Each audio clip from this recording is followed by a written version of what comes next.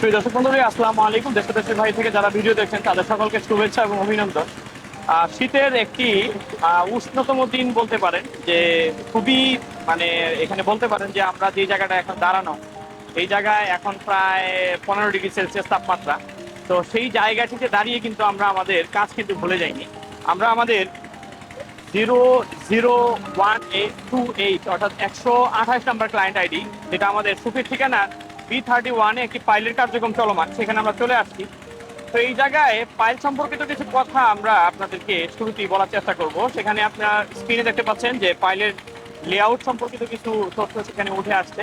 যে আমরা লেআউটটি দেওয়ার সময় আপনাদেরকে একটু বেশি সচেতন থাকতে বলি, এই কারণে যদি সেন্টার পয়েন্ট মিস হয় সেক্ষেত্রে কিন্তু আপনার সেন্টিক ফুটিং হয়ে যেতে পারে, কলমের যে লোড সেটা কিছুটা সরে যেতে পারে। তো এই এই লেআউটটি খুবই গুরুত্বপূর্ণ। দ্বিতীয় সেকশনে যে কথাটি বললেই নয়, সেটা হচ্ছে পাইলের ডায়া।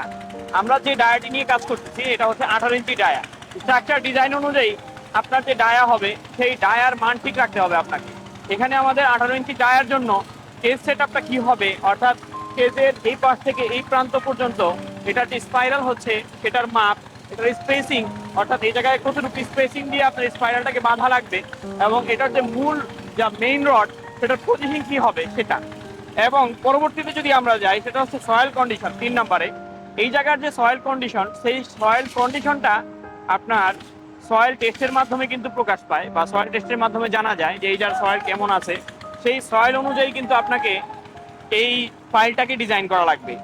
আর বেসিক্যালি রডের কেজের ব্যাপারে আমরা অনেকটা মানে বলতে পারেন যে একটু ছন্নছাড়া ভাব থাকে, যে পাইলের মিস্ত্রির উপরে আপনি সবকিছু ছেড়ে দেন। সেই ক্ষেত্রে যেটা হয় যে এই জায়গায় যে স্পেসিংগুলো সেগুলো ঠিকঠাক থাকে না। মেইন রোডের সাথে যে ঝালাই হয় সেই ঝালাইগুলো প্রপারলি হয় না। অনেক সময় মালিক কন্ট্রাক্টটা এমনভাবে ক্রিয়েট করেন যে সমস্ত কিছু মিস্ত্রির আন্ডারে থাকে। তখন সে তার রডের প্রতিটা কাঠিকে বাঁচানোর জন্য এই জায়গায় ঝালাই কম দেয়। এই ঝালাই কম দেওয়ার ফলে আপনার কেস যখন নিচের দিকে নামে তখন এই ঝালাইগুলো ছুটে যায়। যেহেতু এটা টাকিং দেওয়ার মাধ্যমে এটা রাখা হয়েছে, তো যখন এই টাকিংটা আপনার করবে, ছুটে যাবে, তখন কিন্তু আসলে আপনি চাইলেও এটাকে নিচে যে আর ঝালাই দিতে পারবেন না। তো এই বিষয়গুলো একটু খেয়াল রাখবেন। আর সর্বশেষ হচ্ছে কভারিং অ্যান্ড সেন্টারিং।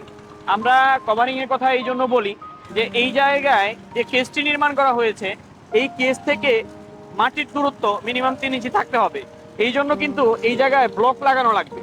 এই ব্লকগুলো 2-3 ভাবে হতে পারে। আমি স্ক্রিনে এটা কিছু নমুনা দিয়ে দিচ্ছি যে কিভাবে ব্লকগুলো হয়।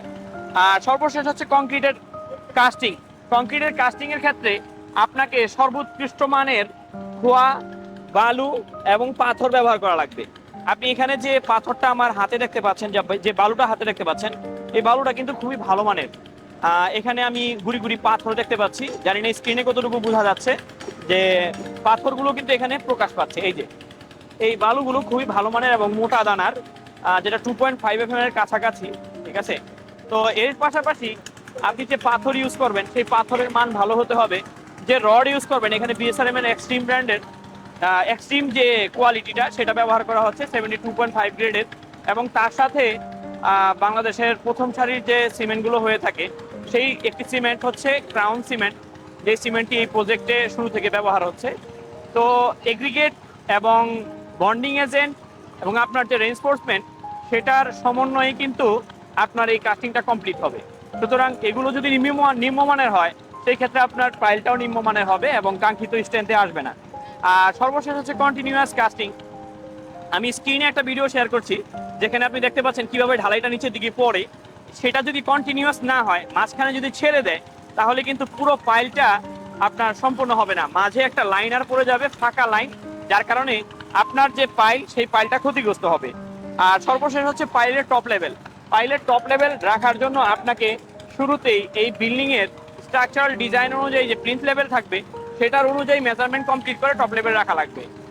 পরবর্তীতে আপনি যখন পাইলের মাথাটা বা ক্যাপটা ভাঙবেন, সেই ক্ষেত্রে যাতে আপনার যে প্লিন্থ লেভেল সেটা ঠিক থাকে, এই জন্য টপ লেভেলটা খুবই গুরুত্বপূর্ণ। তো যারা পাইল করছেন তারা একটু, এই পাইলটা মোটামুটি 30 লাখ থেকে 32 লাখ টাকার একটি কাজ। তো সেখানে যদি আপনি কন্টিনিউয়াস এগুলো চেকের মাধ্যমে রাখেন, একজন প্রকৌশলীর মাধ্যমে, তাহলে সর্বোত্তম বা সর্বোৎকৃষ্ট মানের পাইল আপনার সম্পন্ন করা সম্ভব। এবং সেই পাইলের উপরেই কিন্তু আপনার স্বপ্নের বাড়ি দাঁড়িয়ে থাকবে ঝুঁকিতে নয়, নিরাপদে। তো সেই ক্ষেত্রে সবাই একটু চেষ্টা করবেন যাতে আপনার ফাইলের কাজ খুব পুঙ্খানুপুঙ্খানুভাবে হয় এবং নিরাপদ একটি বাড়ি আপনি নির্মাণ করতে পারেন নান্দনিক ডিজাইনে। সে পর্যন্ত সবাই ভালো থাকুন, সুস্থ থাকুন। ধন্যবাদ সকলকে। আসসালামু আলাইকুম।